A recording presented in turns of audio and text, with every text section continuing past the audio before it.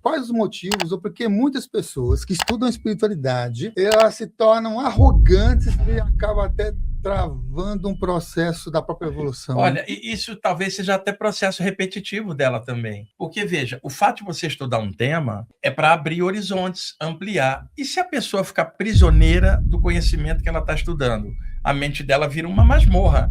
E pior, do alto da masmorra, ela olha lá embaixo a população e fala inferiores, porque ela está no alto. Então, conhecimento não é sabedoria, porque a história está repleta de gente que tinha muito conhecimento e fazia o mal com aquilo. Então, conhecimento ele fica bom quando tem ética, amor e alegria, para dar suporte para o conhecimento ser transformado em ferramenta para crescimento da consciência. Às vezes, o mundo espiritual meio que hipnotiza as pessoas justamente para que elas possam se unir com laços fortes para poder fazer a transmutação de um karma. Porque imagina, você pega uma pessoa assim que matou você numa outra vida, você naturalmente você vai não querer estar em contato com ela. Só que para você poder transmutar, para você poder curar essa situação, muitas vezes tem que ter essa união. O amor une, mas o ódio une também mais ainda. Conecta você com a pessoa e você acaba mesmo não estando junto. Se houver uma coisa mal resolvida, há conexões invisíveis que não foram diluídas. E o pior, Meire, é que nessas conexões, espíritos grossos que adoram emoção e briga, eles vampirizam os dois dentro da conexão e se aproveita daquilo. É que essa própria conexão é a grande lição que eles têm que aprender, né? Então vai continuar enquanto eles não aprenderem a grande lição, que é você saber que o que o outro faz, o que o outro pensa, o que o outro sente não atinge a tua essência.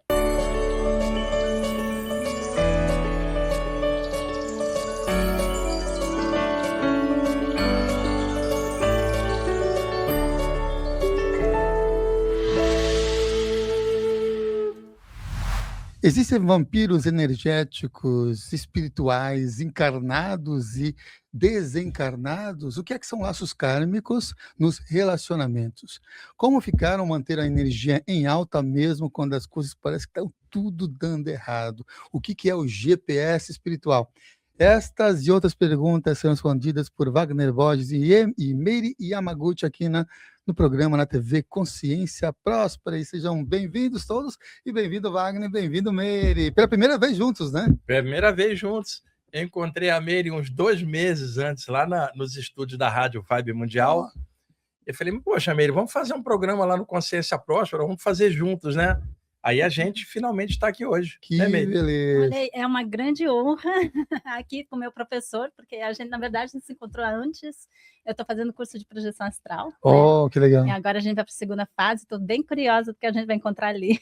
Olha, a segunda fase é que tem o Digédia, aquela parte egípcia maravilhosa. Uau. Vai ser legal ter a Meire lá.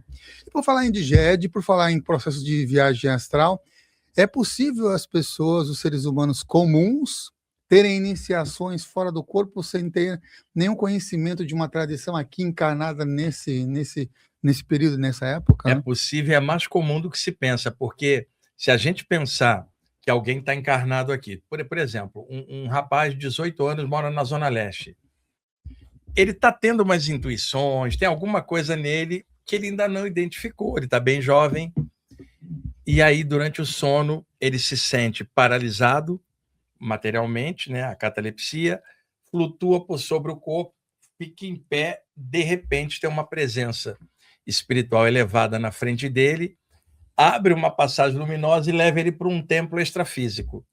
E lá ele tem uma vivência, uma experiência, e ele encaixa de volta no corpo, e isso serve de start para abrir ele. O que acontece, Samuel? Ele não participava de grupo nenhum aqui, porém, em outra vida, ele já foi iniciado, seja na tradição egípcia antiga, grega, chinesa, indiana, né? E ele apenas não lembrava. Então, uma saída dessa dá o start para ele recuperar parte desse potencial para fazer um novo trabalho aqui. Agora, quando você fala iniciação, todo mundo imagina um iniciador, um lugar da iniciação, um grau iniciático. Isso desaparece na presença da luz, que é maior do que qualquer templo da Terra, qualquer iniciação. Então, a saída do corpo, ela propicia até que ocorram iniciações fora do corpo, mesmo que a pessoa não participe aqui, mas ela já estava ligada, antes de descer para a matéria, em alguma linha espiritual de lá, ela encaixa, esquece, os mentores vêm em determinada época e ativa Isso é difícil de alguém muito preso na parte iniciática antiga admitir, porque só vai achar que a abertura só está ali dentro. A abertura está no infinito inteiro. Agora, é muito difícil uma pessoa aqui, sem esse conteúdo, nem anterior, abrir para isso. Entretanto, a gente nunca sabe o que o universo quer da gente. Vai que aquela pessoa, de repente, a primeira vida que ela está batendo com esse tema, e de repente serviu para ela dar uma decolada, e um monte de gente com muitas vidas nas costas ali está atolado no passado. Sim. É tudo relativo. Vou falar em ficar atolado nessas conexões, agora vou fazer essa pergunta aqui para a Mary. Como é que essas feridas básicas de encarnações anteriores podem estar modificando ou moldando essas múltiplas encarnações das pessoas, né? A traição, a injustiça, aquelas 5 que você traz e compartilha, né? Não, são as 5 feridas 5 emocionais feridas de emocionais base, né? básicas. Então, a traição, a injustiça, a humilhação, o abandono, a rejeição, e que, por exemplo, na paixão do Cristo, ele viveu as 5 feridas emocionais. Ele foi traído por Judas, ele foi injustiçado, né, condenado, injustiçado, foi humilhado, porque todo o processo foi nu, sim, então uma humilhação extrema. Depois ele foi abandonado, pai, por que me abandonaste? E no final foi rejeitado pelos seus discípulos. Então ali ele está mostrando que essas são as 5 feridas de base na humanidade, e tudo isso ficou também marcado no Santo Sudário, que hoje a gente pode ler e saber que é realidade todo esse processo que aconteceu. Então, ele está mostrando que não é que as feridas elas vão se perpetuando e tudo, elas são a causa da reencarnação, ao meu ver. Porque essas feridas, elas acontecem sempre dentro dos relacionamentos, né, dentro aqui da encarnação, e elas são resultado da nossa consciência limitante, né, das nossas crenças limitantes, onde a gente acha que o que o outro fez pode atingir o seu núcleo, né? E aí esse é um pensamento do ego, aí o ego puro, ele cria essa ferida aí com seus pensamentos de raiva, de ódio, de ressentimento, vai criando essas formas, pensamentos que criam esse programa que nos prende, que é o programa kármico, que vai nos prendendo de uma vida a outra, para que a gente possa transmutar, chega um momento, aprender realmente a superar essas feridas, a ver algo além, né? Na injustiça a gente vê a justiça divina, na humilhação a gente vê o nosso verdadeiro poder, a nossa verdadeira luz, né? Que não está ligado com a imagem, não está ligado com todas as coisas que as pessoas fazem ou pensam de nós. Então, a gente superando cada uma dessas 5 feridas, a gente pode realmente liberar todos os karmas, todos os traumas, porque eles são só resultado delas. Samuel, só para fazer um gancho, dentro do hinduísmo, um dos conhecimentos de várias linhas hindus são os samskaras. É uma expressão do sânscrito, que são as marcas que ficam gravadas na mente do espírito, não no cérebro físico. Então, o exemplo que se dava durante muito tempo era aquele disco de vinil feito de cera, e a agulha passando pelos sulcos reproduz o som. Uma pessoa tem uma aflição mental, um klesha, como é chamado em sânscrito. Daqui a pouco a mesma aflição, é como se formasse sulcos no campo mental, que daqui a pouco, quando ela sente isso, é fácil repetir, vira um padrão. Aí a pessoa desencarna, esse padrão não estava no corpo, ele está com ela. Quando ela vier numa próxima existência, esse padrão vem junto como tendência, crença limitante, até ela vencer esse negócio. E o período que tem... Você quer completar? Não, tem mais uma coisa. É interessante isso aí do vinil. Eu também tenho a compreensão das formas pensamentos, né, que a gente vai criando. Então, a forma pensamento, você cria, você emite um foto com informação. Esse foto com informação, ele vai se moldar no nosso ectoplasma. E isso cria o que a gente chama de uma forma pensamento que fica preso através da emoção que está ali dentro. E aí, essa forma de pensamento, ela é praticamente imortal, porque o fóton, a idade média do fóton é de 1 bilhão de anos. Então, você tem que multiplicar 1 bilhão por 1 bilhão de anos para ver a idade média de um fóton. Então, isso quer dizer que toda emissão que você criou através de um pensamento limitante, que criou uma emoção negativa, que se impregnou nesse nosso ectoplasma com informação, essa forma de pensamento, ela está aí eterna, até que, como o próprio Chico falou, até que a gente possa recuperar todas as nossas produções, né, e transmutá-las aqui na vida. Aquilo que foi feito pelo corpo físico tem que ser transmutado pelo corpo físico, porque essa é a máquina de transmutação do físico. Para isso que a gente tem que vir em reencarnação, reencarnação, reencarnação. Uhum. Você falou do Chico, né? E eu vi uma das entrevistas dele aí que todo mundo está falando: nossa, Chico, você deve ter vindo por um planeta espiritual elevado, de um lugar cheio de luzes, cheio de conexão, e chegou e falou assim: sabe de onde é que eu vim? Eu vim do umbral. Do umbral, né? Ele vai e fala que veio do umbral. Vou pegar até um gancho nessa fala até do Chico, né? E Wagner, tem esses sanskaras, essas marcas de vidas anteriores. E o que acontece, então, nesse período intermissivo, período entre vidas, antes da pessoa reencarnar? Ela pode fazer um planejamento e um programa, e esse programa, ele é fixo, ele pode ser mutativo, transmutado? Como é que você pensa uma pessoa desencarnou, está trazendo toda a carga dela para cá. Uhum. Ela pode fazer o que for do lado de lá, mudar padrão, mexer, mas esse padrão foi gerado no físico. Exatamente. Então, quando ela encaixar de novo, esse padrão vai buscar o seu causador. O efeito busca a causa. Por isso que não resolve lá. Você precisa vir para cá. Porque uma causa gerada nesse plano, ela não pode ser resolvida no outro plano. Estaria muito fácil. Então, eu faço a analogia o seguinte. Aqui está a piscina, onde o nadador vai fazer a competição. Mas o treinamento é fora.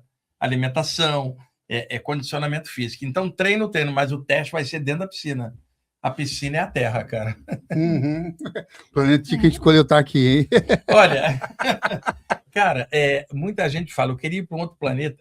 Olha, não interessa onde você estiver. O importante é o que você está fazendo, pensando e sentindo. Porque o que adianta pegar uma pessoa triste e botar num planeta alegre? Uhum. Não vai dar. Então, vai fazendo o seu melhor, deixa que o universo te leva para a afinidade do que você precisa desenvolver. E ao longo do tempo, se ampliando, em algum momento aí, expandindo a consciência, você se resolve. Só que até lá, muitas experiências vão passar, não só aqui, mas em outros lugares. Pegando até essa conexão, até aquela pessoa que já se sente que tem muitos estudos, muitas conexões.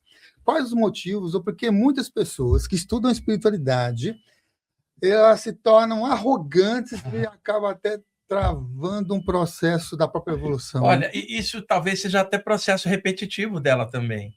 Porque, veja, o fato de você estudar um tema é para abrir horizontes, ampliar. E se a pessoa ficar prisioneira do conhecimento que ela está estudando? A mente dela vira uma masmorra.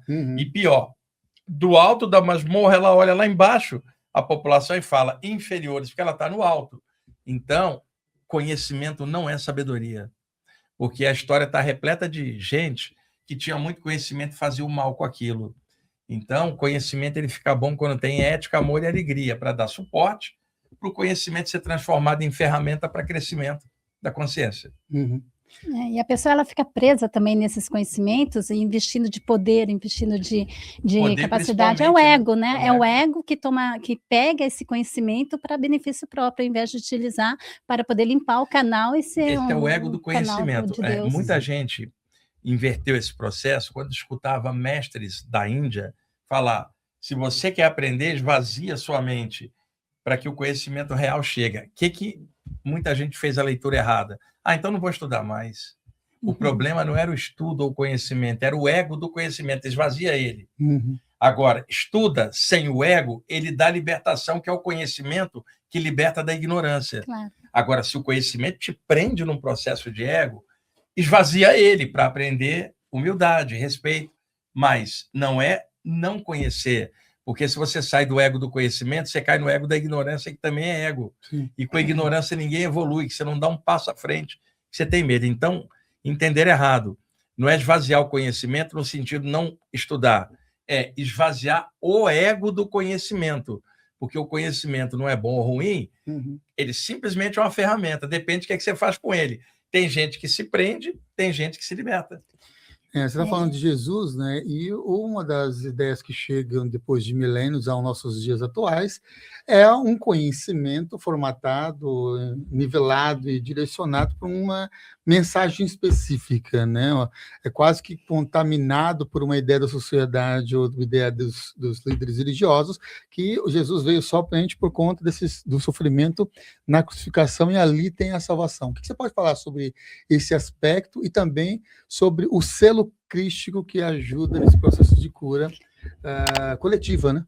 O selo crístico que a Josemary Resnauer recebeu, né? Ela recebeu essa informação e ali, na verdade, as pessoas elas ficam presas na ideia de que Jesus, através do sofrimento dele, ele vai nos libertar. Então, a gente tem que aceitar esse sofrimento, a gente tem que se arrepender por esse sofrimento dele, quando, na verdade, ao meu ver, ele estava mostrando todos esses sofrimentos, que é o sofrimento da humanidade, e a transmutação deles, né? Você, através do perdão, Pai, perdoe-os, porque eles não sabem o que estão fazendo.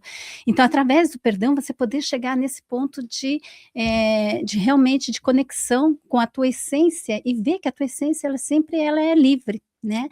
Então, a Josemary Resnauer, ela é uma espiritualista lá de Curitiba e que canaliza já há muitos anos, já mais de 40 anos, e ela recebeu o selo crístico, né, uma informação do selo crístico que era para ativar essa cura dentro de nós, que é para a gente se conectar com Jesus já curado, já ascensionado, e não mais ficar preso na culpa, né, porque essa culpa está impedindo que a gente realmente entre dentro da essência crística, que é uma essência de libertação. Né?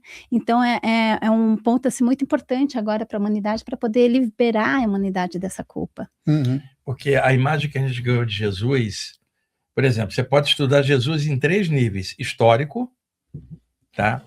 Religioso ou como livre pensador. Então esses 3 níveis vão dar diferença. Se você estuda Jesus como um fator histórico, você como historiador, você vai ver o impacto dele dentro da sociedade ocidental.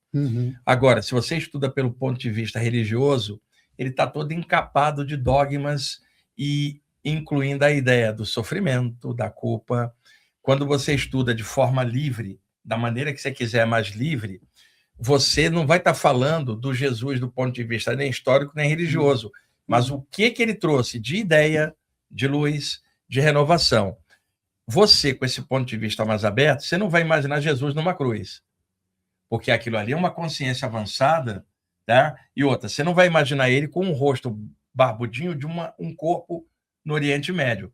Uma luz, um sentimento alto, e aí, a partir da ideia grega, Cristo, crístico, assim como no Oriente você fala Buda, búdico. Então, o crístico não é um cara numa cruz, é um campo de energia universal, elevado, tá? Ancorado naquela época, e alguém pode gostar muito disso e nem sequer seguir parâmetro cristão, no sentido religioso, nem parâmetro histórico. Ela vai buscar a essência. Eu vou pegar até um gancho nisso que você está trazendo, porque tem algumas situações e passagens que trazem essa conexão, né? Quando Jesus vai lá e sobe lá no alto do monte e encontra materializado Moisés e Elias. Fala um pouquinho desse. Isso é um Monte Tabor, eu acho que é Marcos e Mateus que tem, eu não me lembro o capítulo e versículo.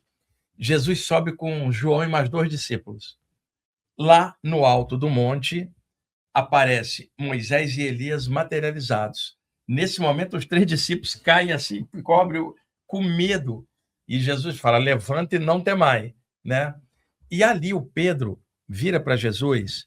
Moisés e Elias estavam tão manifestados, eu acho que por isso Jesus levou os 3 para lá para puxar ectoplasma deles, para os caras condensarem, que o Pedro fala assim: Senhor, é necessário fazermos 3 tendas, uma para o Senhor, outra para Moisés e para Elias. Os caras estavam tão materializados que ele queria fazer uma tenda para proteger eles do sol. Quando alguém te fala que não tem materialização ou espíritos na Bíblia, esqueceu desse trecho, porque Moisés estava desencarnado já há séculos, e o Elias teria sido arrebatado na carruagem de fogo por lado de lá, mas também não estava na matéria. E quando Jesus desce, tá? E ali em cima, no Monte Tabor, se diz que o rosto de Jesus virou um sol. O que ele fez? Ele botou o rosto astral para fora, cara, o rosto espiritual, que não era a cara de um barbudinho, mas um sol de amor. Os caras não aguentaram ver. tá? Esse trecho aí, o pessoal convenientemente esquece, como esquece que Jesus falou, na casa do Pai tem muitas moradas, não tem vida só aqui. Ele mesmo dizia isso. Quando você estuda como livre pensador, você entende muito mais do que preso num parâmetro religioso. Bom, antes ainda de lançar, que ainda não tem o lançamento de um livro tipo Na Luz de Cristo, né, de Jesus, quais os livros que você pode indicar que tem essa visão de um livre pensador ou de uma conexão mais poética, né, com Jesus? Khalil Gibran, Jesus, o Filho do Homem. Meire, é o melhor livro que eu já li, porque eu sou admirador do Khalil Gibran, e ele tentou imaginar o que personagens da época de Jesus diriam sobre ele. Aí, o que a Maria diria, o que a Madalena diria, o que o João diria, o que alguém opositor diria. O livro é uma inspiração, é um dos meus livros de cabeceira. Jesus, o Filho do Homem, editora Martin Claret. Nossa, eu li esse livro, acho que eu tinha 16 anos. 16 anos? Eu tenho que voltar a ler. Olha, eu sempre volto a ler ele, já não sei quantas vezes eu li. Que maravilha. Que ótimo. Ô, Meire, você viveu aí um dilema, né? Um dilema de deixar os seus filhos lá na Suíça para seguir a sua missão no Brasil. Como é que você diferencia esse chamado real de um eu superior, de umas simples fugas de um ego ou de um negligenciamento ou de negligência, né? Bom, eu tenho 3 filhos, né? A mais velha agora tem 25, a Clarinha tem 22, o Luiz tem 20 anos. Na época, foi 5 anos atrás, e eu estava nesse processo, né, de separação, e um dia eu senti, assim, né, eu falei até para Deus, assim, como assim eu tenho que ir embora, né, eu tenho que ir embora, o que eu tenho que fazer? E aí eu dormi e eu acordei de manhã, ainda de olho fechado, uma voz que falou, a tua missão está no Brasil, você tem que ir para lá. E na hora ainda, de olho fechado, eu perguntei aos meus filhos, assim, eles continuarão a vida deles como se nada tivesse acontecido. E aquilo me deixou assim meio triste, né. Aí depois eu conversei um dia eu estava ali na cama, e pensando nisso, aí a Mãe Maria me mostrou várias experiências de amor, eu com os meus irmãos, eu com a minha mãe, com meu pai, com o meu ex-marido, com os meus filhos, e aí ela falou assim: "Agora você está indo para um outro momento, que vai ser um amor maior, mas que vai englobar todos eles, né, nada disso é perdido, tudo isso foram experiências de aprendizado de amor, um atrás do outro, então agora você vai nesse amor". Só que eu não descansei com isso. Aí eu fui para o México, que a minha irmã estava lá, passei um mês no México, encontrei e fui na Nossa Senhora de Guadalupe.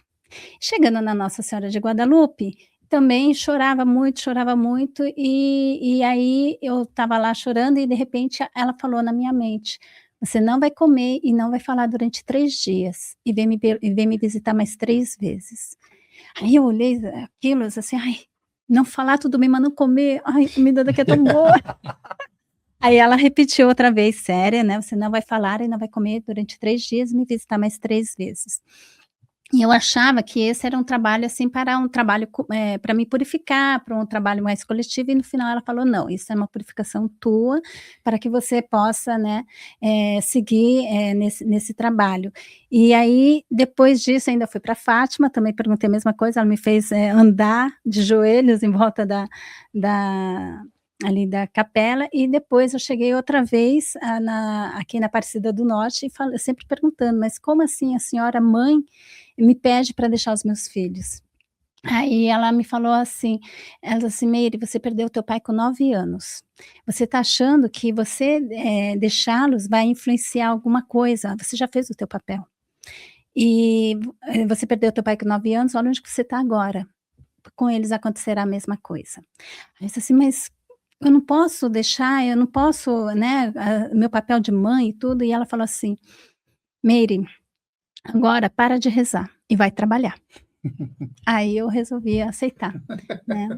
Sim, para de rezar e vai trabalhar, trabalha, É questão de trabalho, é questão de Sim. missão, Ainda né. bem que você Tinha estar aqui no aceitou, que Brasil. senão você estaria lá e não estaria aqui com a Não gente. é? Olha, Exato, é isso aí. Ele não tinha exato. aproveitado o nosso pão de queijo. Isso. Ô, Meire, você já veio aqui da outra vez? Eu venho aqui há anos, por causa do pão de queijo e água. É muito... pra gente. O pão de queijo é o melhor. Fantástico. Ô, Iago, depois dá uma olhadinha aqui, ó. Deixa a câmera em mim. Ali atrás, dá uns irmãos impressos, vê ali que você encontra Jesus, o Filho do Homem, tá? Acho que tá ali bem perto para mostrar a capa, tá ali na última prateleira embaixo ali. É fininho o livro, é bem fininho. Bem mais perto de cá dessa mamãe aí. Deve ser por aí o livro, ó. Vê se tá aí. Isso aqui dá para beber? Pode beber, pode. Ih, agora você passou exatamente da câmera, que maravilha. É isso, aliás, dá para Wagner. Muda a câmera para ele. Essa aqui é a edição mais antiga. Não, é a nova da Mantra. Olha aí. A edição que eu tenho é da Olha, que é a Mantra Editora acabou de reeditar, não foi a Martin Claret. E a Mantra tem uns livros de hinduísmo, tem os Upanishads, o Ramayana, Bhagavad Gita, uma editora maravilhosa. Olha aí, ó. Mantra Editora, Jesus, o Filho do Homem, Khalil Gibran. Gente, quem gosta dos ensinamentos de Jesus, pega esse livro. Um livre pensador, ele era libanês, nem era cristão inicialmente, foi morar em Boston, né, nos primeiros anos aí do século XX, e quando ele fala de Jesus, a admiração, tem um trecho aqui que ele fala assim: o Jesus real subiu o alto da montanha para conversar com Jesus histórico e religioso.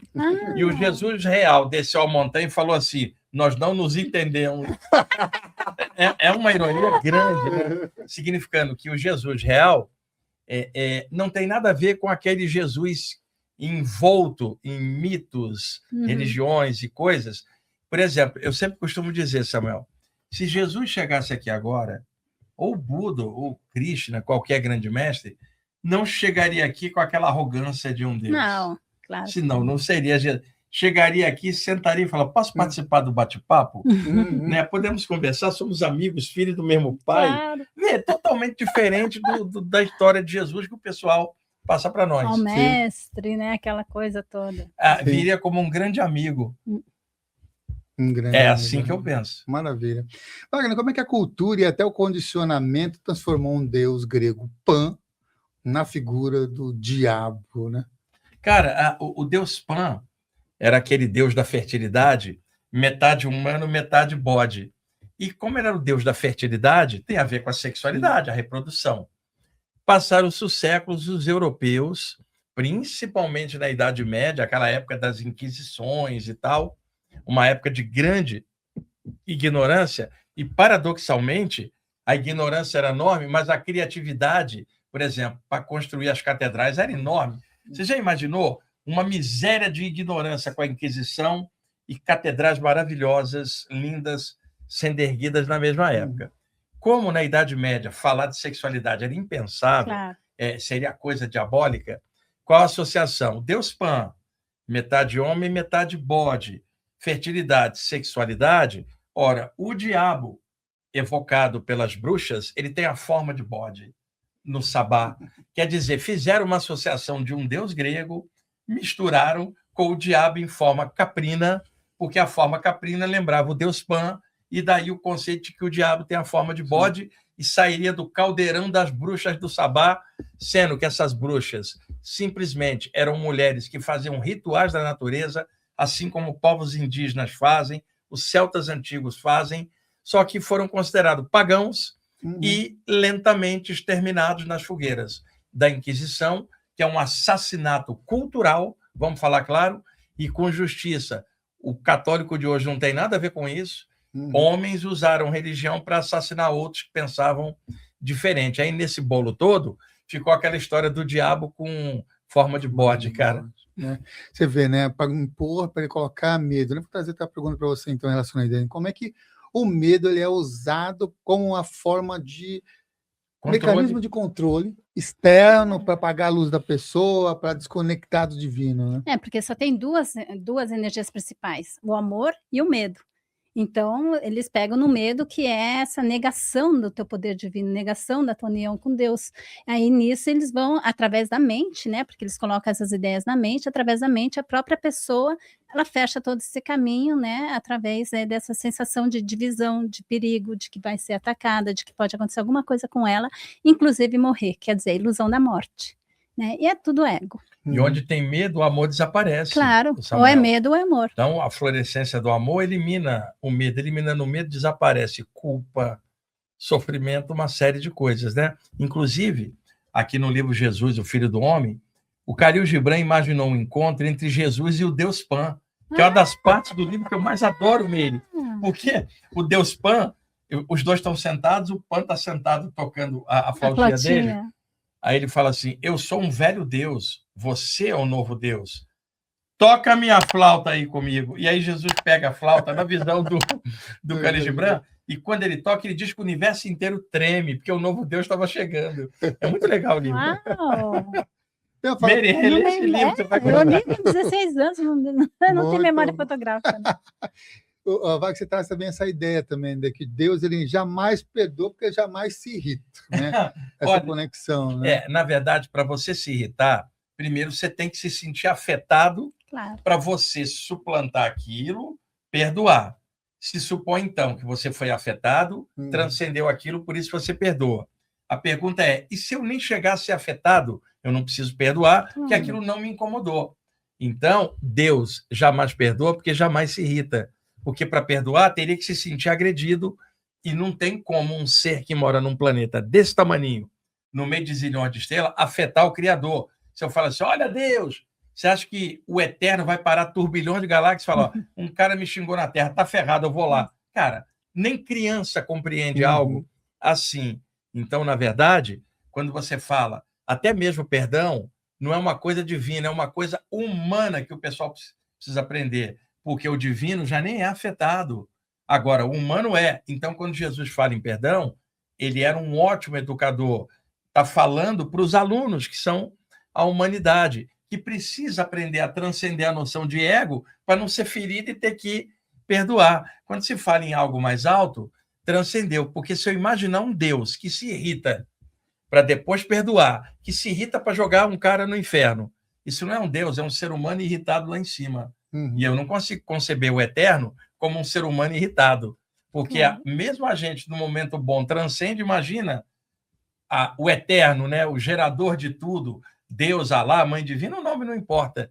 Não tem como formatar o Eterno em nenhuma forma de manifestação humana. E se eu ainda falo assim, é o amor divino, isso é só uma expressão que eu criei para tentar falar de algo que eu não entendo. Então, eu falo do meu amor projetado numa escala infinita. Mas para aquela escala infinita, esse amor humano não passa. Então, a gente está no jardim de infância do universo, ainda aprendendo os primeiros passos dentro das emoções. Até porque perdão é um processo cognitivo, né? Uma coisa de você compreender uma situação agora de um ponto de vista mais alto. E para Deus, assim, tudo já foi perdoado porque ele já sabe tudo que vai acontecer. Então ele não vai ficar pasmado ou bravo porque aconteceu uma coisa. Ele já sabe que vai acontecer desde o início dos tempos até hoje. Então, para ele, tudo já foi perdoado. O que a gente tem que aprender somos nós mesmos, né? É o perdão conosco mesmo. Perdão é algo humano, não é algo totalmente divino, humano. Nunca foi outra coisa. Humano. Por causa de religiosos variados, tá? Que ficam com discurso, doutrina e fala de condenação, de inferno, quando alguém fala em perdão, o que alguém mais novo pensa? Lá vem alguém chato me doutrinar. Perdão não é um troço cristão, é para qualquer ser humano de qualquer área. Só que na visão da população, falou perdão, você já nem lembra de Jesus, você lembra de um religioso. Quer dizer, valor invertido. Sim, sim. Existe uma frequência da iluminação. O que é que esses grandes mestres como Jesus e Buda, que foram citados aqui nessa nossa entrevista, faziam para eles transformar a energia de quem estava perto e, muitas vezes, transformar até a energia de todo o ambiente ao redor? Sim. Olha, Samuel, eu brinco às vezes com o pessoal, fala assim, alguém feliz não enche o saco. Porque alguém feliz não está incomodado com a cor do pele do outro, nem a religião do outro, nem a cultura do outro. O transbordamento que você tem dentro, ele é natural. Um cara igual Buda, o Krishna, o Jesus, o Kuan Yin, sei lá, qualquer grande ser, transborda naturalmente isso. Então, nós, com nossos altos e baixos, num momento bom, a gente consegue irradiar uma energia a favor da humanidade, consegue fazer um trabalho de cura para o outro, se você pegar um desses caras numa escala maior. Então, isso que a gente faz no varejo, eles fazem no atacado. É essa a diferença. Com certeza. Muito bom. Né, é se tornar um supercondutor da energia divina. Isso, supercondutor tá bom. Essa condução, ela é toda parada por causa dos nossos medos, nossos Isso. pensamentos e tudo. Então a gente tem que limpar, limpar, limpar, limpar, até a gente se tornar totalmente esse supercondutor e a energia, pá, Uhum. né? Gostei da expressão supercondutor. Supercondutor. Sabe a expressão que eu usava ontem? Um conduíte divino. Mas esse negócio de supercondutor é uma coisa séria, porque é o que Jesus se tornou no momento da ressurreição, que o corpo dele se transformou em luz, é porque ele estava totalmente alinhado com a energia divina. Totalmente. Aí essa energia ela vem tão forte que transmutou o corpo dele. Uhum. Né? E Samuel, só para pegar um gancho do que a Meire falou, Siddhartha Gautama, em 500 a.C., estava embaixo da árvore Bodhicitta, ou árvore Bo, quando ele alcançou aquele estado que em sânscrito era chamado Budi. Uma das tradições para Budi é a iluminação, inteligência universal perfeita, ou aquilo que desperta a consciência. Quando ele alcança esse estado, que é Budi, ele se torna um Buda. Se Budi é iluminação, Buda é iluminado, aquele que despertou. Então, Buda não é o nome de um cara, é um título que você dá para quem alcançou a condição de Budi. Então, ali embaixo da árvore Bo, quando Siddhartha Gautama alcança o estado de Budi, é uma irradiação de energia que envolve a aura do planeta inteira. Aí o que um budista fala? Nesse momento ele morre enquanto homem e se torna o grande Buda abraçando a humanidade. Foi uma eclosão de luz. E veja, Samuel, o nascer do sol para nós. A gente fala nascer do sol, mas o sol não nasce, a Terra que gira em volta. Mas para nós aqui, o despontar da aurora, você já reparou? A escuridão da madrugada vai chegando a luz solar, é uma festa de luz no céu, de fótons bombardeando a atmosfera. Então, essa eclosão de luz para nós, ela é enorme, mas não tem som. O despontar da aurora não tem som. O que eu imaginei outro dia? O despertar de um Buda não tem som. A humanidade não escutou, a mídia não vai lá entrevistá-lo, e é uma eclosão de luz silenciosa envolvendo o planeta. Jesus tinha isso, Krishna tinha isso. Esse pessoal abençoa no silêncio. Não vieram para falar para mim, para Meire ou você. É a humanidade inteira. E não tem essa divisão ocidental ou oriental.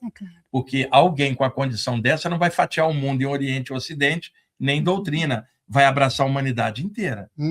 E também tem uma coisa, assim, os pensamentos, eles criam substâncias químicas e tudo, e agem no corpo, né? Então, os pensamentos negativos, eles vão agir numa direção de degeneração, de doença, de materialização. E os pensamentos positivos, não só os pensamentos positivos, mas os estados búdicos, né? Os estados iluminados, eles também vão na direção da ascensão, e ascensão, inclusive, física. Esse que é o resultado que a gente chama do despertar do corpo arco-íris no budismo tibetano, que depois da morte da pessoa, mas às vezes até antes, a pessoa ela tem esse controle de transformar o corpo em luz e voltar ao corpo físico até diversas vezes. Isso já foi até feito fotografias e tudo. E aí, então, quando uma pessoa de alto rangue, não sei o que, ela morre, eles deixam numa tenda fechado durante 7 dias, e ninguém pode entrar ali, ninguém pode ver e tudo, e aí eles vão ver se houve algum tipo de manifestação, né, que prova a conduta da pessoa durante a vida. Então, se a pessoa durante a vida ela teve realmente esse processo, né, de iluminação, de comunhão com o divino, então eles vêm 4 níveis, né? O primeiro nível é o corpo incorrupto, né? Um corpo incorruptível, e que é aquele corpo que 40, 50, 60 anos depois não putrefou. Uns eles morrem, como foi o caso para Mahansa Yogananda, que morreu e o coração continuou, a região do peito continuou quente durante alguns dias. 20 dias o corpo dele sem entrar no processo. Exato, de degeneração. sem entrar no processo. E também tem um outro nível que eu mostro aqui, que o corpo ele diminui de tamanho de uma maneira muito rápida. Né, fica de 40, 50 centímetros, assim, em poucos dias. E o terceiro nível, que seria o corpo desaparecer, ou ficar só cabelo, ou então alguns dentes, ossículos. E o quarto nível, que seria o corpo arco-íris, que eles chamam, que ele se desfaz completamente. E aí tem fenômenos de luz, fenômenos, às vezes, de música celestial, né, mas assim, local, não é no mundo inteiro, mas uma música celestial, ou então perfumes ou flores que se manifestam. E aí, no caso, Jesus seria um quinto nível, porque ele teria transformado o corpo em luz, e aí também reconectado num corpo ressurrecto, que não era nem 100% físico, porque ele atravessava a parede, né, ele ascensionou com esse corpo, mas também não era 100% espiritual, porque ele ficou ali, comeu, inclusive conviveu e comeu com seus discípulos durante 40 dias. Então, aí eu me perguntando assim, né, mas será que é possível um corpo diferente, uma matéria diferente? E no dia seguinte eu recebi um artigo vulgarizado que mostrava que pela primeira vez 2 universidades tinham criado uma supermatéria. E aí eu conversando com um dos pesquisadores, porque era lá da minha cidade de Zurique, ele me falou assim, ó, tem que ter o material, né, supercondutor, uma grande energia, né, uma grande explosão de energia, eles precisavam de muita explosão de energia, antigravidade, e aí eles conseguiam desmembrar as moléculas e criar um laser, precisava também de laser, e o laser é aquela energia a mais coerente que existe, que é a energia laser, né, mas a luz, os biofótons que a gente emana, quanto mais os nossos pensamentos são corretos, mais eles são coerentes, até chegar na coerência total, que é o laser.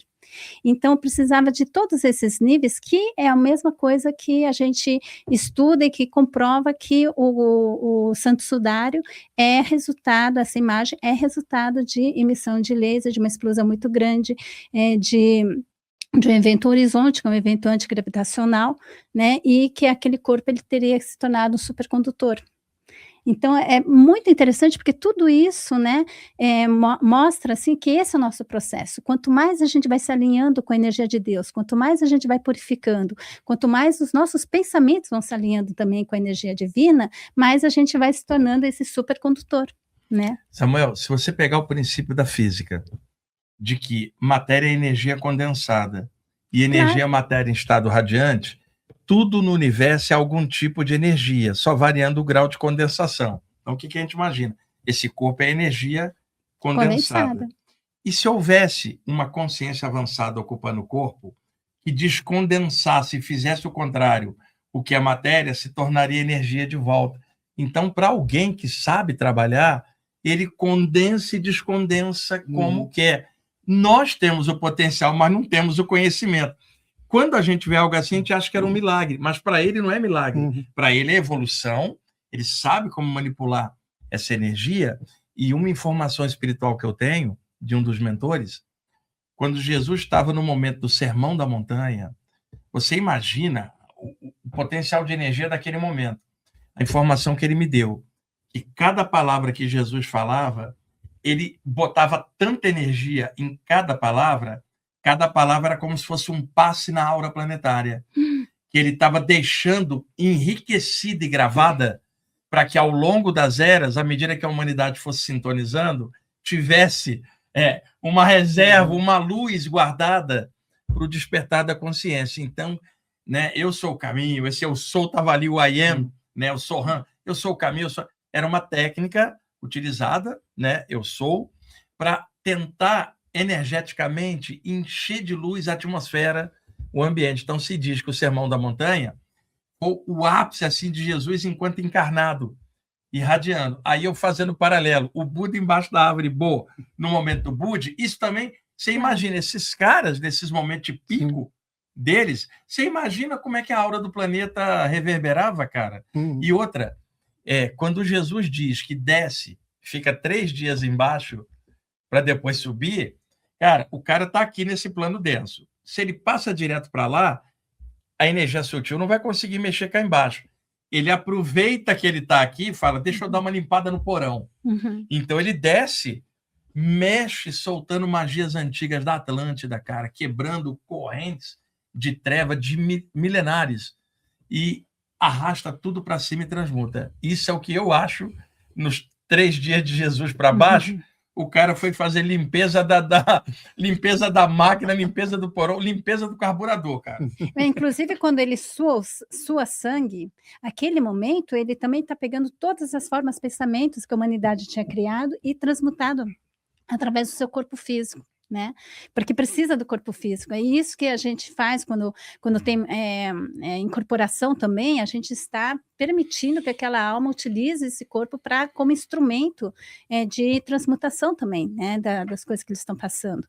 E é um ato de grande amor você poder fazer isso. Vou pegar isso que está sendo trazido, compartilhado aqui, que é esse potencial de nós sermos potenciais co-criadores de co-criarmos. Claro. A gente consegue muitas coisas, a gente consegue co-criar boleto que não para de chegar. O boleto é o maior obsessor que tem. E ele sempre vem. Ótimo. Cara, o pessoal tem medo de espírito. Pode uma coisa para botar a gente para baixo, né? Não, o boleto, cara, você olhar um boleto, você fala, eu estou encarnado. Eu estou encarnado. E aí a gente vê que tem muitos estudos, muitos mestres, muitos caminhos espirituais que vai falar dessa potencialidade, de que nós somos co-criadores, trainee de deuses, ou estamos no processo evolutivo, mas mesmo assim, a mente coletiva da humanidade ainda co-cria guerras, escassez e um caos planetário que vivencia, mesmo diante de tanto... Altos e baixos. A humanidade é o reflexo de cada um de nós individualmente. Nós temos altos e baixos, Samuel. A gente tem coisas maravilhosas dentro, coisas horríveis, todos nós. À medida que você vai aprofundando, você tenta melhorar o maravilhoso, diminuir o horrível. E é uma luta. Então, a humanidade, ela reflete esses altos e baixos. Tem gente maravilhosa, gente mais ou menos, e gente atrapalhada. Tem de tudo. E nós somos uma mistureba disso tudo. E o que você vê em relação ao momento que a gente está passando agora e do despertar da humanidade? Já chegamos lá ou não? Não, é o seguinte, é que esse momento nosso nunca teve um igual por causa da internet. A internet foi um fator de abertura de informação.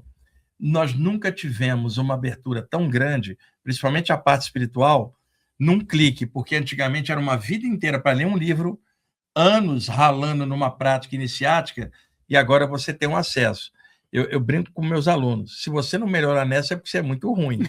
Porque com tudo aberto, cara. Né? E o que acontece? Sendo uma época de transição, que é sempre dentro, não tem uma escala em que o universo fala, em tal época vai ter. Isso são fases e ciclos. A gente está numa dessa. Aí junta o pior e o melhor na mesma abertura. Então, a internet que abriu para você ter conhecimento espiritual, tem um monte de pedófilos fazendo união ali dentro. E isso é temporário, como nós já passamos outras fases. Então, nessa fase de abertura, aproveita para se abrir. E uma coisa que eu estou percebendo bastante, porque eu faço hipnose regressiva quântica, a quantidade de pessoas que estão revivendo, que foram feiticeiros, né, ou que bruxas que foram queimados, nossa, toda semana tem um que está lá sendo queimado, né? Eu já sei como lidar com essa situação.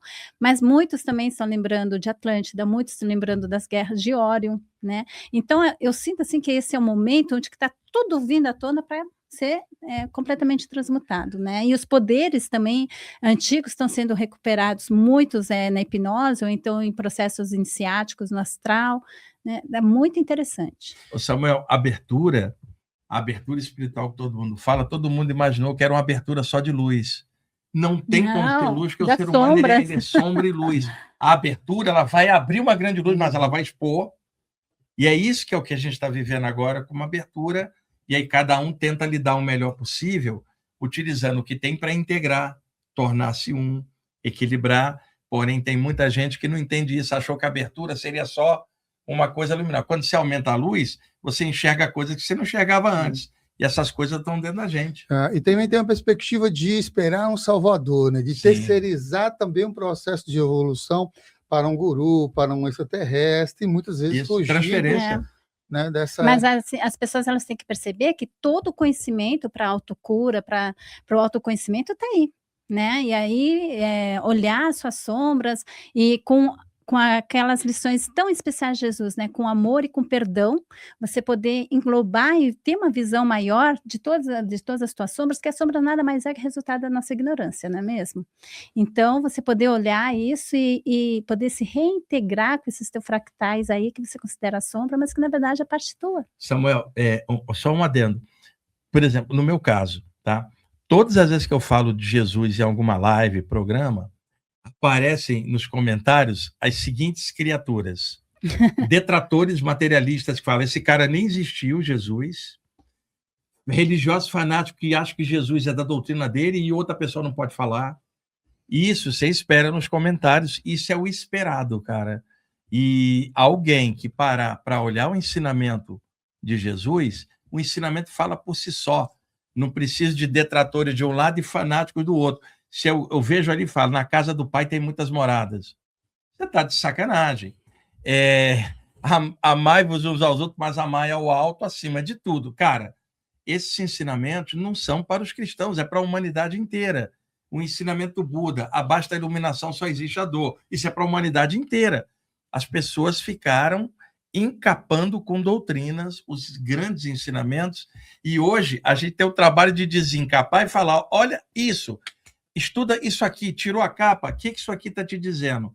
Você vai ver ensinamentos muito legais. São verdades absolutas, né? É a verdade absoluta do nosso poder de criação, de criar tanto o bem quanto o mal, é o nosso poder de criação, de poder transmutar e ver luz em todas as coisas, né? Se sentindo conectado com o divino. Então, realmente é uma questão mais de aceitar, de amar e de se auto-amar, né? Auto-amor.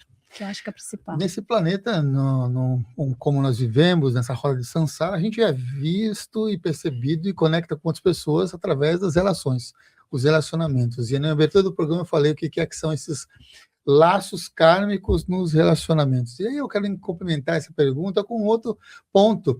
Porque é que, às vezes, aquela pessoa sente uma atração irresistível por alguém que visivelmente parece, para quem está de fora, só fazer mal e até destrói a paz daquela pessoa. Só a pessoa não nota, né? Só a pessoa não nota.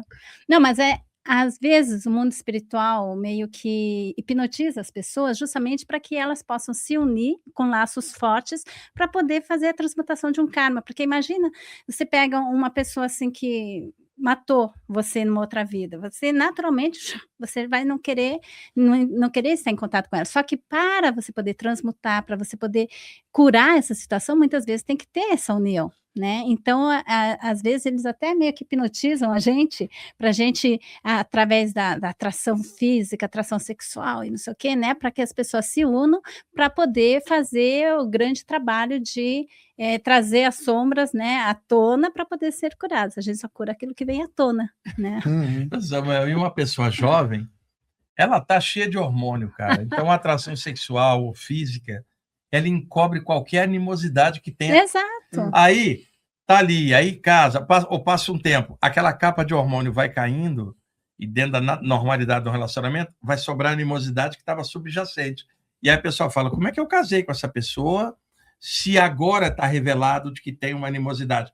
Porque a capa de hormônio do tesão hipnotizou ela biologicamente, e aí só depois que aquilo diminui vai aparecer o real, que muitas vezes é amor, outras vezes não. E que tem que ser transmutado. Que não for amor, uma hora tem que ser compreendido e amado, né?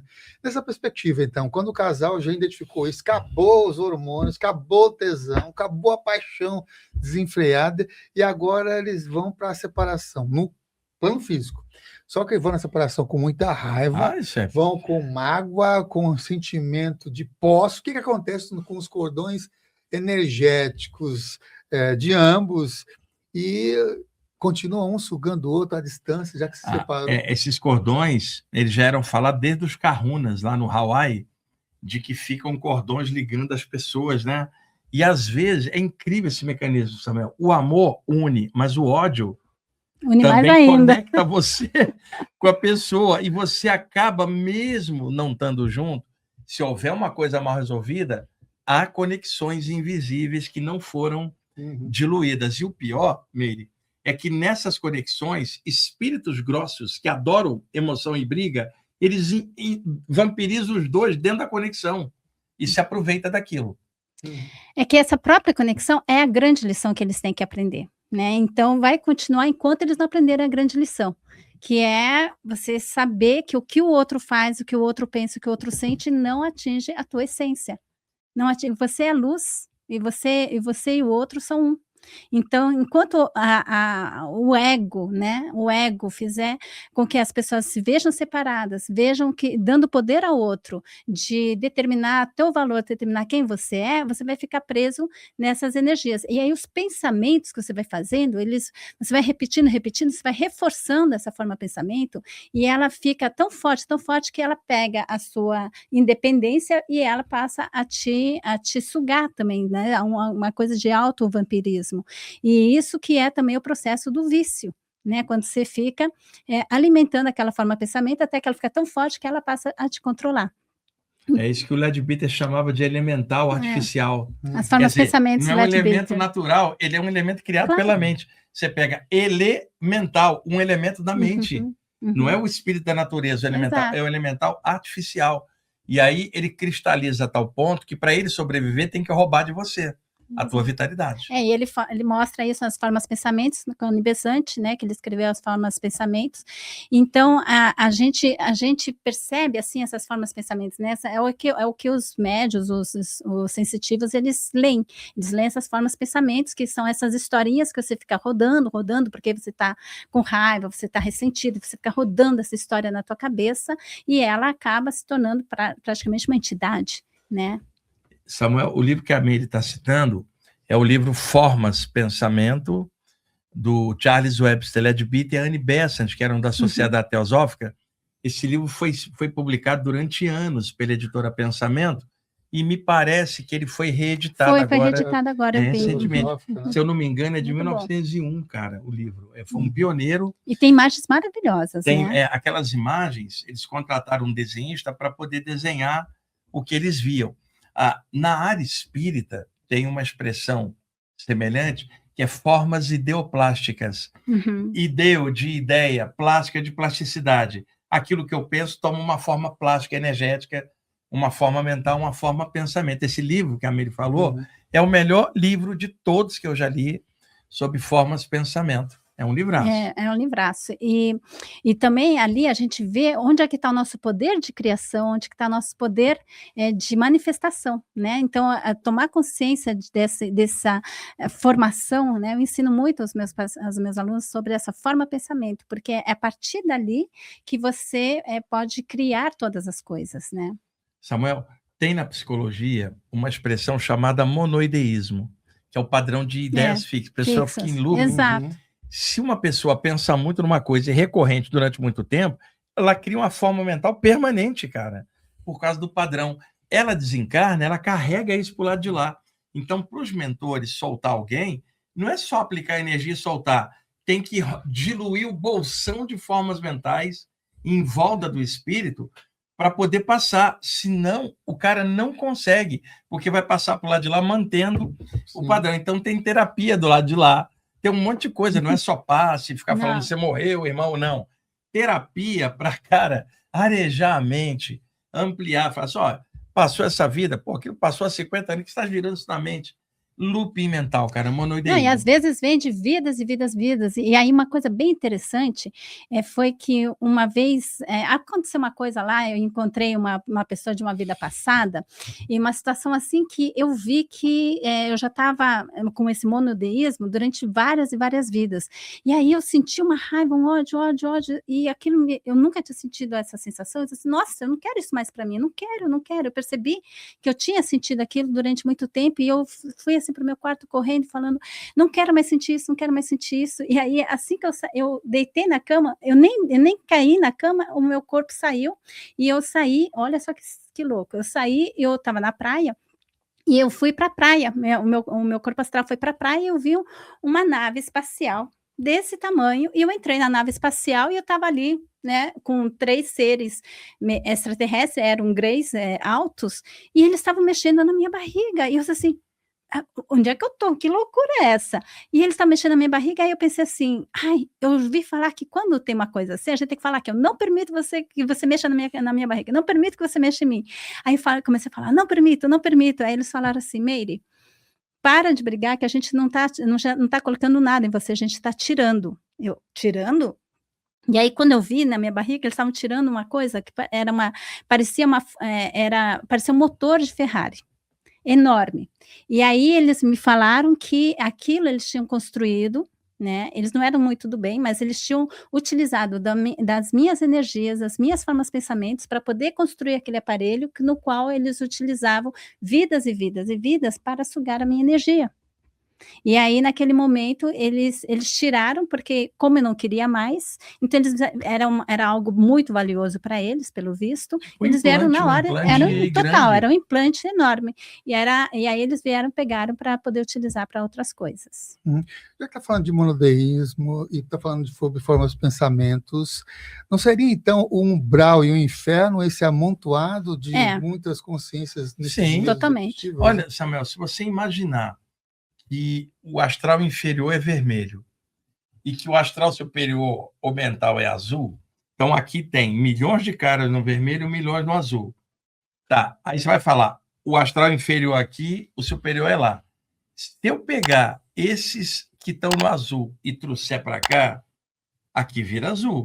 Se eu pegar esses e trouxer para cá, aqui vira vermelho. O superior e o inferior não é uma coisa em cima da outra, são graus de lucidez, consciência e níveis de energia. Então, não é em cima ou embaixo. Só que, com o passar do tempo, nos níveis mais densos, foram sendo cristalizadas formas mentais, formando ambientes que agora já não se diluem tão facilmente, formando realidades alternativas. Exato. Exato. Tanto é que cada religião, né, cada cultura também tem os seus ambientes formados, os né, perto ali, os infernos específicos. E isso que o Wagner está falando, assim, é bem interessante, porque tem, inclusive no livro dos mortos tibetanos, né, eles falam, no terceiro dia, olha, você vai começar a ver um monte de cenas, vai começar a ver um monte de coisas, não preste atenção, isso é criação da tua mente, que você está vendo, é criação da tua mente.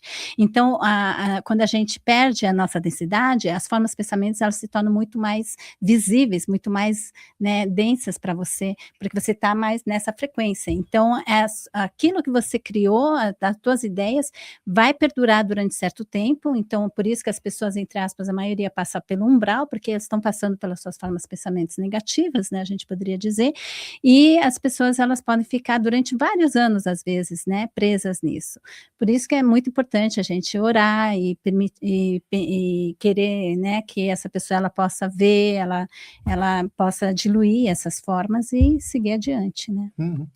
No caso dos relacionamentos, aqui talvez foi uma ideia um tanto quanto polêmica, né? O conceito de almas gêmeas é existente no plano espiritual ou é apenas uma romantização do nosso próprio ego? Cara, romantização do ego em dupla. Pô, porque só os dois ali dentro, o resto da humanidade fora. Agora, sabe o que eu acho que foi distorcido? Dois seres espirituais com muitas experiências, uma grande afinidade, podem se encontrar aqui na Terra e o encontro dos dois causar um acoplamento, uma coisa única diante dos outros que não têm essa afinidade. E aí você romantizar, imaginar que é só os dois, foi um criado para o outro. E, na verdade, não. O que existe é afinidade, cara, de outras vidas, que quando encontra, encaixa de uma maneira diferente. Pelo menos é o que eu acho. E um monte de casos de alma gêmea que eu conheci viraram inimigos anos depois com o divórcio. Um monte. Não era alma gêmea. E pior, é a viajada na maionese astral mesmo. O rapaz está ali, a moça está ali no balcão de uma lanchonete. Ela pede, me dá uma Coca Zero. Ele pede, me dá uma Coca Zero. Ela pede, me dá um bolo de laranja. Me dá um bolo de laranja, o rapaz diz. Aí ele olha e fala, será que somos almas gêmeas? Você pediu Coca, eu pedi Coca, pedi bolo de laranja, você pediu... Será que temos algo em comum? Né? E isso, na verdade, que parece alma gêmea, uma cantada New Age barata, que depois vira divórcio com o tempo. Eu acredito assim que no certo nível assim existe essa possibilidade também da experiência de energética sexual, por exemplo, né, de ativação da Kundalini através de Tantra e tantas outras coisas, que são experiências onde que não só o corpo físico, mas também o corpo energético, emocional, espiritual, tem que estar, de certa forma, alinhado. Por isso, essa procura, né, por esse alinhamento. Não daria muito certo. Está todo mundo atrás da metade da laranja ou metade da maçã. Só que tem um problema, Samuel. Nós somos inteiros. Somos inteiros. Se você ficar esperando metade, vai vir uma pessoa com metade da metade inteligência, dela. metade do amor, Não era bom 2 inteiros se encontrarem? Claro. Né? E ela falou aqui do Bardo Todol, que é o livro dos mortos tibetano, e ele tem uma série de orientações para a pessoa ir vencendo camadas, coisas do passado até atravessar. O que acontece? No Tibete antigo, as pessoas morriam em casa, você não tinha os hospitais, e o monge ficava ali velando enquanto a pessoa ia. Hoje, na sociedade moderna, não dá no hospital para fazer isso, não tem alguém do lado, mas vai ter um padre para dar extremunção. É tudo objetivo da mesma coisa, guiar a pessoa na passagem. Só que hoje, o mundo como é, a dinâmica, para você fazer esse processo fica mais difícil. E lá no Tibete, como é muito alto, muito retirado, ainda mantém, mas na vida prática urbana, você foi atropelado na rua, não tem ninguém para te guiar, o cara te deu um tiro no assalto, sabe? À tarde você já está sendo, você morre de manhã, à tarde já está sendo enterrado. Então qual é o conteúdo legal? Que essa preparação já existe em você como investimento de consciência em vida, para que na hora que você passar, toda essa preparação te guie. Claro. Psicológicas vão dizer que um relacionamento com outra pessoa, na realidade, são espelhos que a gente vai interagir. Nós anteriormente estávamos falando sobre as questões também dos laços kármicos. Como é que estão esses conflitos em um relacionamento? Vão revelar as nossas sombras, as nossas feridas, e como é que a gente consegue, então, lidar com isso e transformar tudo Pergunta isso difícil, é melhor a Meire responder. Então, vamos lá. Mas assim, as 5 feridas emocionais, elas só acontecem através dos relacionamentos. Não estou falando de relacionamento amoroso, qualquer relacionamento, né? A traição só pode acontecer se você perder confiança em uma pessoa que normalmente você deveria ter confiança. Né? Então, é perda de confiança numa pessoa, é uma decepção.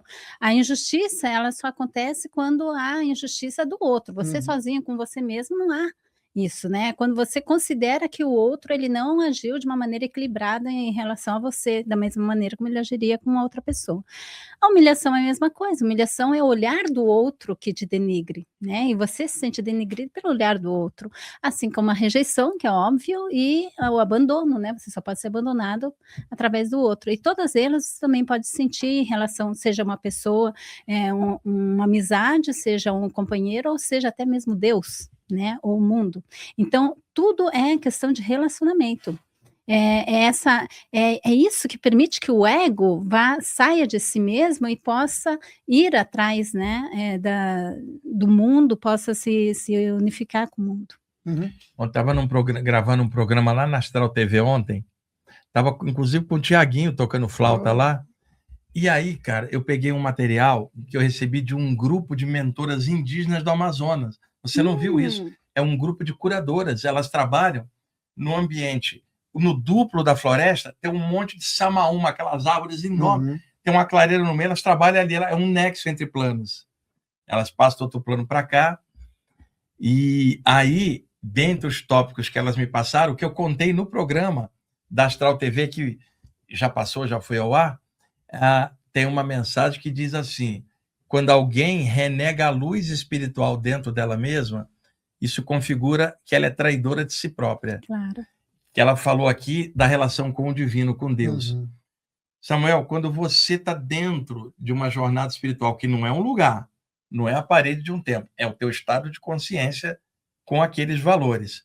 Quando você congela e renega de alguma forma, é uma traição em relação ao valor que antes norteava a tua vida, que não é de uma doutrina, porque valores eles mudam aqui. Eu estou falando de um valor maior. Nesse sentido, isto é uma rejeição à luz, uma traição de si mesmo, e isto também era um relacionamento. É que a pessoa imagina só o relacionamento entre pessoas, mas e o relacionamento com a luz, como você queira chamar, ele também tem altos e baixos, dependendo da maturidade da pessoa. É assim, uma coisa, por exemplo, quando você sente lá no fundo que você tem que fazer uma coisa, e aí vem o teu ego assim, não, mas o que as pessoas vão pensar de mim? Não vou fazer isso, racionaliza. E aí você não faz, você está traindo a si mesmo, né? O que é essa voz, o que é essa sensação que vem, que te fala, faz isso? É a tua intuição. É a comunicação que você tem com Deus. E Deus, ele fala com você através da tua intuição, seja sonho, seja sensação física, seja uma voz, né? Seja uma imagem que vem na tua mente. Então, as pessoas elas têm que aprender o alto, né? Essa linguagem que elas têm consigo mesmas, é o GPS espiritual. Esse é o Guia livro do da Meire usuário. que ela fala nisso, GPS Exato. espiritual, guia do usuário intuitivo. Ó, da Meire, por isso que eu peguei para mostrar para você, está aqui. Esse livro é sobre isso, é bem legal. Então, desde os 16 anos, eu percebi, né, até tarde, né? Imagino que você, desde os 4, desde os 3 anos de idade, antes de nascer, já percebeu isso. Mas desde os 16, eu percebi assim que tinha uma voz que falava: não vai lá, não vai ser legal. E uma voz que falava, e eu não estava querendo isso, assim, não, vai lá, vai ser legal. E realmente dava a coisa certa. Então, eu passei a utilizar uma coisa assim, bem, bem legal. Eu passei na faculdade, aí a minha mãe, ela queria me dar um carro, né, eu não dirijo, nunca quis dirigir. Aí eu combinei com ela, assim: "Mãe, vamos fazer assim? Cada férias, você me paga uma viagem em alguma parte do mundo". E aí, eu não tenho carro, mas aí eu faço essas viagens. E aí eu ia, assim, de mochileira, né, pagava o mínimo possível, tudo, mas eu ia, por exemplo, ia no Peru, eu sabia que cidade que eu chegava, cidade que eu ia embora, mas todo o caminho eu só seguia a minha intuição. Só para treinar mesmo, né, e eu fiz isso em várias formas, vários lugares, e aqui no GPS eu explico, através dessas várias experiências. E aí no começo era um sim, não, depois começou a ser um pouco melhor, assim, falando a por que não, ou então falando da pessoa, então me orientando, né. E assim, se você está conectado com essa voz, você pode ter confiança absoluta, ir no mundo, assim, de peito aberto, né, fazer as coisas de peito aberto, seguindo sempre isso. E principalmente, eu passei uma situação para aprender realmente seguir, eu tive que passar uma situação, assim, muito, muito ruim, onde que eu estava na Itália, eu estava trabalhando ali, cuidando de uma pessoa, e eu tinha que dar resposta se eu ficava ou não. E eu pensei assim: "Ah não, eles foram tão legais, né, eu vou falar assim". E na hora uma voz falou: "Não fica, você vai encontrar coisa melhor". Aí eu disse assim: "Não, mas como, né? Eles foram tão simpáticos comigo, não fica, você vai encontrar uma coisa melhor". Eu só tinha mais $100 e foi super difícil conseguir aquele emprego. Eu disse assim: "Não, eu não posso deixar assim". Eu peguei e fiquei. No que eu fiquei, tudo mudou. Eles pegaram meus documentos, tudo. Trabalhei, né, entre aspas, meio como escrava ali, eles me levaram numa viagem. E foi extremamente traumatizante. Mas isso me ensinou que realmente a gente tem que ouvir, né, e seguir a qualquer risca, porque a tua mente consciente ela vê ou ela sente ou ela percebe 0,00005% da realidade. E essa voz, essa força aqui, ela vê 100%. Então a gente tem que dar realmente crédito Uhum. a essa força e se conhecer, né, através do autoconhecimento. Legal. Wagner, no seu processo de vinda para São Paulo, você também escutou um chamado de trabalho de sair do Rio para vir Você para... é do Rio, né? Ele é carioca, botafoguense. Eu vim para cá no finalzinho da década de 80, eu já tinha 27 anos, e na época, eu morando no Rio, eu vim para cá em julho de 88 fazer uma série de palestras. E aí conheci algumas pessoas. Quando eu cheguei no metrô, de manhã, tinha viajado de madrugada do Rio, saltei ali no Tietê, né? Aí, naquela época, você ia até Santana, terminava ali, não tinha o Tucuruvi, a estação, então tinha que pegar um ônibus subindo a Avenida Nova Cantareira. Cara, quando eu soltei lá no Tietê, eu não sabia para que lado pegar o metrô, eu fui na direção do guichê principal para pedir informação. Quem aparece? O Hamilton Prado, aquele um espírito, autor de um livro, apareceu e falou para mim: você vai encontrar gente que você vai reconhecer de outras vidas e você vai vir morar em São Paulo. Falei, de jeito nenhum. Trabalho no Rio, família está no Rio. 5 meses passaram, eu estava aqui. E eu tive a proposta de vir para cá, alguns grandes amigos se organizaram para me trazer para cá, e eu estou aqui desde então, desde o finalzinho da década de 80. E eu me lembro uma vez que eu vim dar uma palestra em São Paulo, eu ficava assim, alguns dias no Rio, alguns em São Paulo. 2 anos, não aguentava mais ver Via Dutra nem ônibus, cara. Estava cansado. E aí, uma das vezes que eu cheguei no Tietê, tá, deu um clarão assim para mim, e aí a cidade de São Paulo apareceu, não a cidade, mas a atmosfera, e tinha um grupo de mentores que falava: aqui é o lugar onde você vai trabalhar. Vejo claramente assim, E aí eu sabia dentro de mim que era aquilo. Aí eu estou aqui essas décadas todas, mais tempo em São Paulo do que eu passei no Rio. E, Samuel, engraçado, muita gente fala assim, eu vou morar num lugar do interior, vou ficar ali num lugar quieto. Cara, eu passei metade da vida no Rio e outra metade em São Paulo, sempre em cidade grande, no meio da onde está a maioria dos problemas. E espiritualidade, te garanto, não é morar no interior, numa caverna. Pode existir na cidade como pode existir no interior. Mas na cidade você não tem uma árvore para você olhar, ou uma praia perto, ou uma cachoeira. E se você consegue, dentro da cidade, você extrair o valor de dentro de você próprio, cara. Tua luz interna, teu ser divino, é a principal fonte da tua energia. Com certeza, não tem onde se amparar, né? Aí, quando não tem mais nada, é dentro da gente também. Só para dizer, essa é uma experiência muito bonita, muito interessante, e é o que as pessoas, quando vão morar fora do país, elas têm também, né? Eu, durante muitos anos, ajudei os estrangeiros lá na Suíça, eu dava curso sobre autoestima do estrangeiro. Porque justamente quando você vai morar num outro país, você perde todos os seus amparos, né? Você não tem mais família, você não é reconhecido, os seus diplomas não são reconhecidos, você é só estrangeiro. Aqui você é advogado, lá você vai limpar latrina às vezes, eu já vi casos assim. Então, você perde todos os valores, né, no qual o teu ego se segurava. E isso é uma grande oportunidade para você crescer realmente de dentro. Tem 4 perguntas que eu fiz no início do programa, das 4 só fiz 2. Então, vou fazer as outras 2, senão não vai dar tempo. Eu vou falar clickbait, né, no início do programa. Uma delas foi assim, ó. Existe... Você não vai fazer clickbait que isso dá karma. Não pode fazer, né? Ação ruim gera efeito ruim. Isso, não pode fazer clickbait. Karma de comunicador. De comunicador, né? Existem vampiros energéticos encarnados e desencarnados? Essa é uma das perguntas que eu fiz lá na abertura do programa. E como pode lidar com esses vampiros energéticos? Eu acho que sim, né? Existe, claro. A gente tem...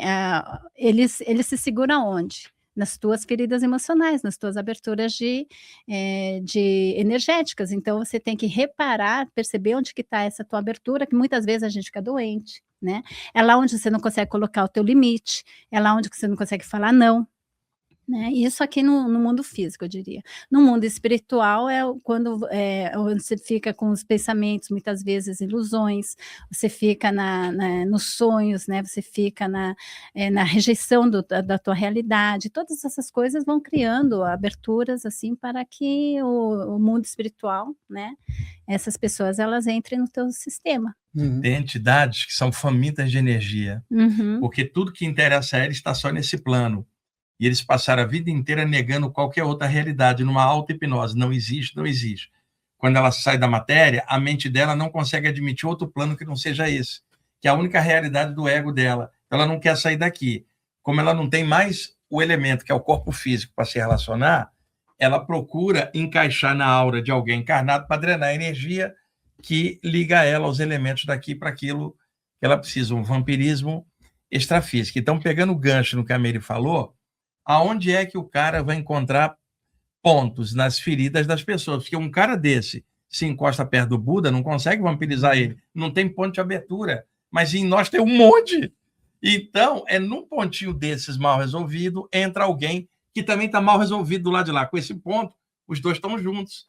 Então, a única forma de erradicar vampirismo não é só tirar o ser que vampiriza, é fechar o ponto de abertura, senão vem outro, né? E aí, nesse sentido, como a gente tem altos e baixos, de vez em quando podemos perder energia, seja para uma pessoa negativa aqui ou para uma pessoa negativa do lado de lá.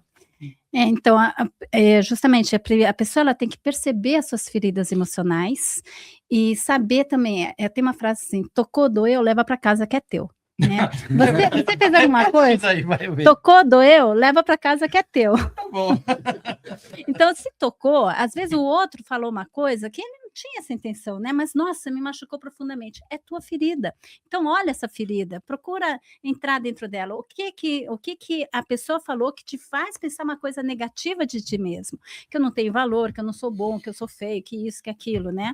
E é ali que está onde você está colaborando para criar essa ferida, né? Onde você está dando poder ao outro. Mas também existe uma forma de vampirismo que eu acho assim, a nível cultural, a nível terrestre.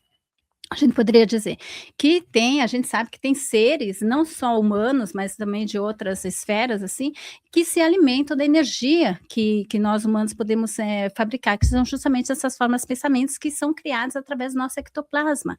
Então, nós temos esses fluidos energéticos que é que nem néctar para eles, né? Então, por exemplo, quando a pessoa ela começa a ficar viciada, o que é o vício? Se não é um monoideísmo, assim, total, o dia inteiro, você não faz nada, você só cria formas, pensamentos que eles vão se alimentando, Aí vem essas coisas aí, tudo que a gente vê de manipulação das nossas energias, das nossas emoções, o tempo inteiro você está lá, está produzindo, não fazendo nada, passando o dia inteiro sendo só objeto de prazer, né, objeto de criação dessas formas, pensamentos. E aí a crosta terrestre está lotada, porque se a gente for ver, a humanidade ela vive 90% do tempo hipnotizada, né? Só sendo essa máquina de criação. O Samuel, hoje na internet, todo mundo está falando Matrix, Matrix, é totalmente a Matrix. Matrix. Do filme do Keanu Reeves e tal. Só que isso é antigo, é o conceito de Maia, dos hindus, de que nós estamos numa grande teia de ilusão, hipnotizados. E além das formas mentais cristalizadas, espíritos, ainda tem as larvas astrais que o ser humano também permite se nutrir das suas energias, que é um tema mais complexo da gente falar hoje. Né? Eu vou para a última pergunta, porque senão a gente poderia ficar mais tempo, mas por conta do horário a gente precisa terminar também. Como é que a gente pode, então, manter uma vibração alta, que é a pergunta lá do nosso início do programa, mesmo diante de situações que parece que está tudo dando errado, diante de ter um montoado de energias que está lá torcendo para você cair, inveja de um, dardo energético de outro, querendo puxar o seu tapete. Como é que a gente consegue manter essa vibração em alta? Isso é um dos motivos. Tipo, a própria coisa pesada em torno já é um motivo para você não se tornar igual. Tipo, tá pesado, deixa eu aumentar minha luz. Ai, tem alguma coisa me pegando, deixa eu aumentar minha luz para ficar... Então, utiliza a própria negatividade em volta para te motivar a não ficar igual. Esse é um dos fatores, assim, meio... Tipo assim, eu não sou um anjo nem um missionário, mas eu não quero ficar agarrado numa energia grossa. Eu não vou me tornar um anjo, mas eu posso me tornar melhor eu mesmo. Não se identificar, né? Tirar essa identificação. E outra, o argumento que todo mundo usa. Está todo mundo aprontando, para que eu vou querer melhorar e fazer algo do bem? Cara, que 8 bilhões de pessoas estivessem fazendo coisa ruim. Se você tiver discernimento, você ainda vai melhorar por você, não é pelos outros. É porque é tua honra, teu caráter. E a principal é você saber que tudo isso é uma matrix, que é uma ilusão, né? E não se identificar com essa ilusão. Olhar tudo e dizer, isso aí é só produto de uma mente machucada, né? Onde é que está a minha ferida? Onde é que eu estou colaborando com isso? E vai trabalhando. Existem hoje em dia... todo dia nasce uma nova terapia, né? A gente está vivendo no mundo das terapias, mas isso é positivo, porque são todos instrumentos que às vezes serve para uma pessoa, serve para milhares, ou serve para tem para todo mundo. Mas a gente saber que tudo que está vindo à tona, ela está vindo à tona porque já tem os instrumentos para serem curados. Então a gente só olhar aquilo com a visão de que isso vai ser curado, né? Que isso, na verdade, tudo já está curado desde o início dos tempos. Agora, cure-se a si mesmo. Samuel, 600 anos antes, esse bate-papo entre nós três, nós iríamos para a fogueira da Inquisição. Hoje, existe uma abertura para falar. O mundo sempre teve todos os problemas que continuam tendo, mas não tinha abertura. Então, foca no que é positivo, mesmo que esteja acontecendo muita coisa ruim, essa abertura, ela não existia antes, que permite a gente estar aqui, ler um livro, clarear, pensar, abrir horizontes. Então, em vez de eu ficar falando que o mundo piorou, eu digo, melhorou pelo menos na abertura. E eu vou aproveitar essa abertura para melhorar. É o que dá para fazer. Já que a gente está falando de música, antes de começar aqui o nosso podcast, a música como a da banda do Rush e do Tangerine Dream pode ajudar como tapeçaria sonora? Depende. Porque o Rush, a banda canadense, né, de rock, eles passaram várias fases. Os primeiros discos eram mais pesados. Quando chega no meio da década de 70, que começa uma outra fase, já com Neil Peart na bateria e que fazia letras incríveis. Isso começa ali no disco chamado 2112, 76, 77, Farewell to King, Hemisphere 79, Permanent Waves em 80. Essa é a fase que o Rush foi abrindo um pouco o som, lembrando um pouco a área do rock progressivo.